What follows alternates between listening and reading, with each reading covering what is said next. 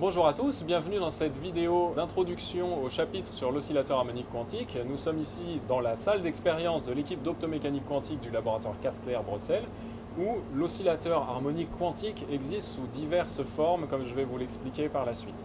Donc vous connaissez bien l'oscillateur harmonique classique, qui est décrit par la physique de Newton, donc par exemple le système masse-ressort.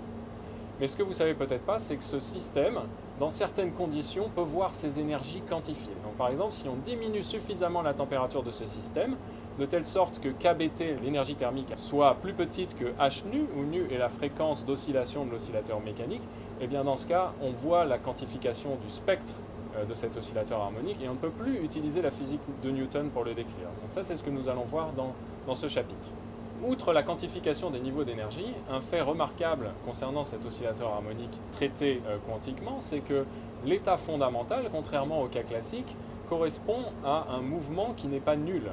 Dans le cas classique, si vous prenez l'état fondamental d'un oscillateur harmonique, eh bien, c'est la masse du système masse-ressort qui est au repos, il n'y a pas de mouvement. Dans le cas de l'oscillateur harmonique quantique, eh bien, il existe toujours un mouvement résiduel. L'état fondamental n'a pas une énergie nulle.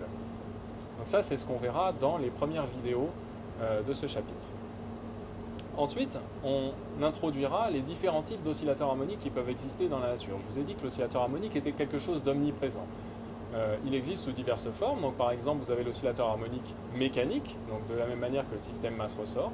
Dans cette salle d'expérience, on utilise des oscillateurs harmoniques mécaniques. Par exemple, à l'intérieur de ce cryostat, où on refroidit à des températures de l'ordre de quelques dizaines de millikelvin des oscillateurs, eh bien, vous avez une micro-poutre, donc une poutre qui fait 1 mm de long et quelques centaines de micromètres de côté, qui pèse des microgrammes. Et cette poutre, eh bien, elle est refroidie pour que la quantification du spectre soit visible. On utilise également des nanomembranes, donc des membranes qui font quelques centaines de nanomètres d'épaisseur, qui ressemblent à des membranes de tambour, mais en version nanométrique. Et puis on peut utiliser toute autre sorte d'oscillateurs mécaniques qui vont bien être décrits par le modèle de l'oscillateur harmonique quantique.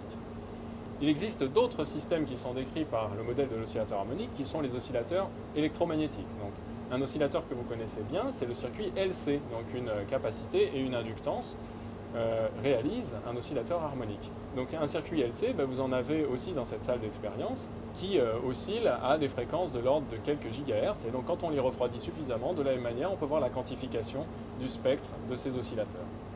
Dans un autre domaine du champ électromagnétique, vous pouvez fabriquer ce qu'on appelle une cavité optique, donc deux miroirs qui se font face, et la lumière, le champ électromagnétique, donc dans le domaine visible ou infrarouge, peut être piégé à l'intérieur de cette cavité optique et être bien décrite par un oscillateur harmonique. Donc vous avez des oscillateurs harmoniques ici qui existent sous trois formes différentes, des oscillateurs harmoniques mécaniques, électromagnétiques dans le domaine micro-ondes sous la forme de circuit LC et optiques sous la forme de cavité optique. Enfin, pour finir, dans une dernière vidéo, nous étudierons un certain type d'état de ces oscillateurs harmoniques quantiques qu'on appelle des états quasi-classiques. Ce sont des états propres du hamiltonien qui sont les plus proches des états classiques de l'oscillateur harmonique. Alors pourquoi est-ce qu'ils sont très importants en physique? Eh bien parce que la lumière, par exemple, qui est issue des lasers, qui sont la base de toute expérience d'optique quantique, eh bien, est bien décrite par ces états quasi-classiques.